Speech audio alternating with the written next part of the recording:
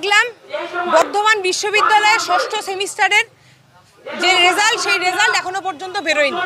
শুধুমাত্র এই বছর নয়, লাগাতার কয়েক বছর ধরে বর্ধমান বিশ্ববিদ্যালয়ের ষষ্ঠ সেমিস্টারের রেজাল্ট সঠিক সময় না বেরোনোর জন্য বর্ধমান বিশ্ববিদ্যালয়ের স্নাতক স্তরে থাকা ছাত্রছাত্রীরা তারা পরবর্তীকালে স্নাতকোত্তর পড়ার জন্য বিভিন্ন বিশ্ববিদ্যালয়ে পড়ার সুযোগ থেকে তারা বঞ্চিত হয়েছে। এইবারেও সেই একই জিনিস হয়েছে। রাজ্য সরকারের সার্কুলার অনুযায়ী 20 আগস্টের মধ্যে পিজির অ্যাডমিশন হয়ে যাওয়ার কথা, তার ফর্ম ফিল আপ হয়ে যাওয়ার কথা, কিন্তু আমরা দেখতে পেলাম এখনও পর্যন্ত ষষ্ঠ সেমিস্টারের রেজাল্ট আমরা বের করতে বর্ধমান বিশ্ববিদ্যালয় পারলো না।